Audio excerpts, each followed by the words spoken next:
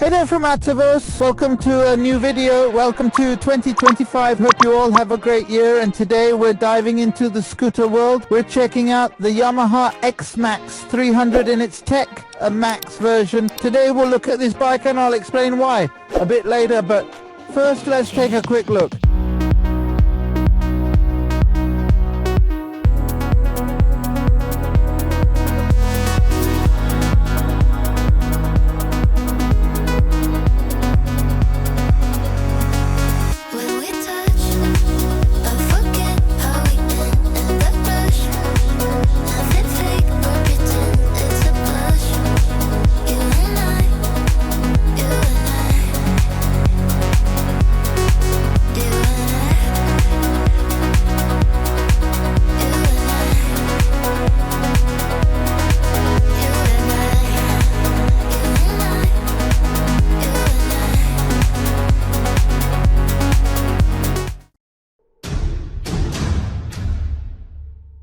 Those who know me might be wondering, what's up with this guy? Has he lost his mind? Has he switched to scooters in 2025? Those who hate the channel won't be that lucky. I'm not going to stop uploading content, and I haven't switched to scooters in 2025. I took this bike out this weekend to make a couple of videos for Moto System, since I've managed their social media and using it a lot on Friday and Saturday morning. Man, the bike really surprised me. It rides really well. The reason I'm testing this bike is that for 2025, this model is one of the few, or maybe the only one, that won't change at all, or practically nothing. It'll keep the same look, same mechanics. So I think it's a good option for channel recording.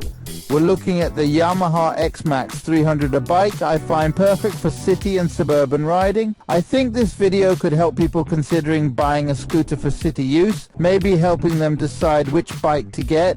Honestly, the Yamaha Xmax 300 seems like the perfect city bike to me. It's light, agile, and has impressive power for city riding, more than enough. Plus, it's a great excuse to take this bike out for a test ride to try out the new Andromeda MOTO pants I'm wearing right now. The rocket jeans from Andromeda MOTO that went on sale on the 26th, and I'm really liking them. They look comfy and they're lightweight. They're made with a layer of high molecular weight polyethylene. This material is super durable and used in aerospace tech for suits. It's truly impressive. With a super nice color, we have protection on the knees, hips and rear. If you're interested in these pants or any Andromeda MOTO product, I'll leave a link in the video description below. Remember, you get a 10% discount with the code Desenlatado. Well, let's start talking a bit about this bike.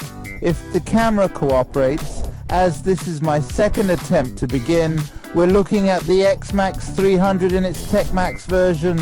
It's a bit more premium, featuring these grips, the aluminum footrest, and the 4.3-inch screen we have here below.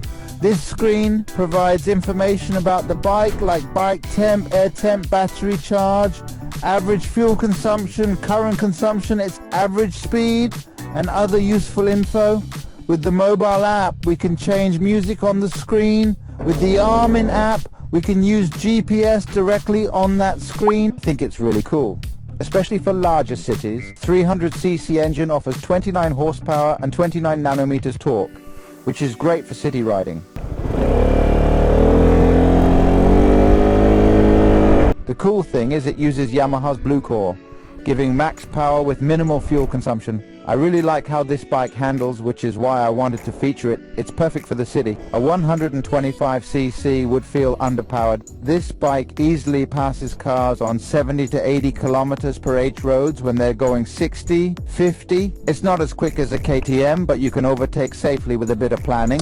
It has a 13-liter fuel tank with an estimated consumption of 3 liters per 100 kilometers. I'm currently getting about 3.6 liters per 100 kilometers. And I'll admit, I do twist the throttle quite often. On the other hand, the bike has traction control and can be adapted to fit riders of different sizes. The windshield can be adjusted to another position. You can see the holes there. It's not adjustable by hand now, but must be dismounted and screwed into the lowest or highest position. Apparently, we can also modify the handlebar position. That's a plus. and the footrests are quite generous too. It's comfortable for both tall and short riders. I'm about 5'9" inches and can easily reach the ground. If needed, scooting forward helps reach the ground even better. I'll do a quick spin here. Another thing I like is the very large storage space under the seat. 2 full-face helmets fit in, and as you can see, for daily use, you can store your helmet and your partner's or passenger's helmet. Or if you're heading to work, you can easily fit a backpack in there without any issues. I'm mostly okay with the suspension, but I get why scooters this size have this type of setup. They feel a bit less refined, so to speak.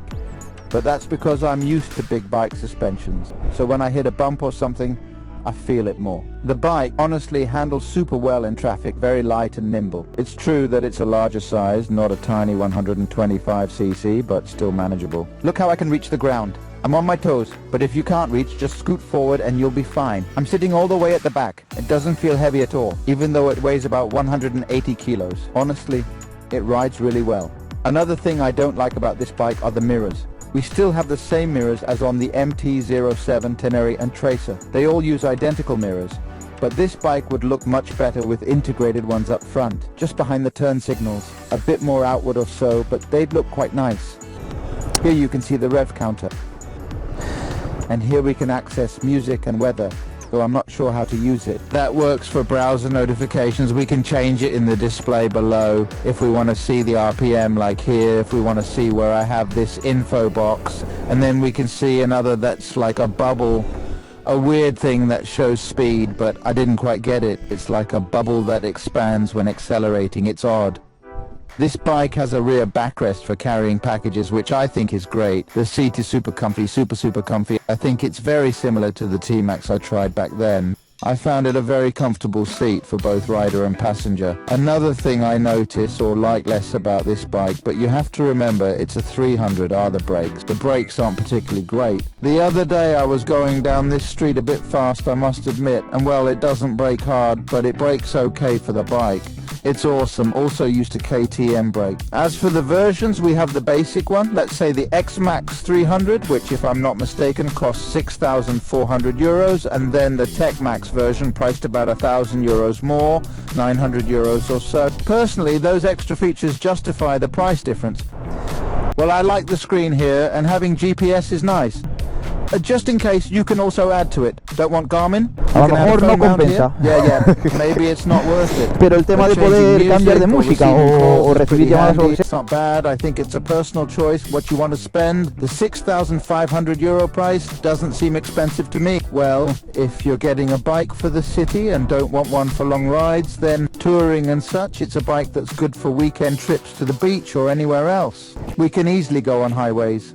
It easily reaches 130 to 140 kilometers per h on the highway. I'll show on screen the 0-100 test we did for the Moto System video so you can see how quickly this bike accelerates. It hits 50 kilometers per h in just 2 seconds.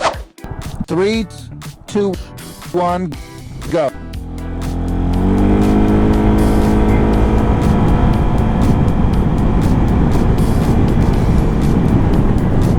So guys, I'll wrap up this video here. I really hope it has helped some of you decide which bike to buy. Personally, I wouldn't go for a 125cc. I'd choose a 300cc or a Yamaha Xmax because I prefer Yamaha over other brands. Comment below what you think. Do you like this bike? If you own one, what pros and cons have you found? Because in the short time I've had it, 2 or 3 days, I can't find many flaws. Remember, you can visit the Moto System dealership in Oviedo. I'll end this video here. Hope you enjoyed it. As always, if so, share, like, subscribe if you haven't already. I'll leave my social media links below. See you in the next video with more and better content. Ciao!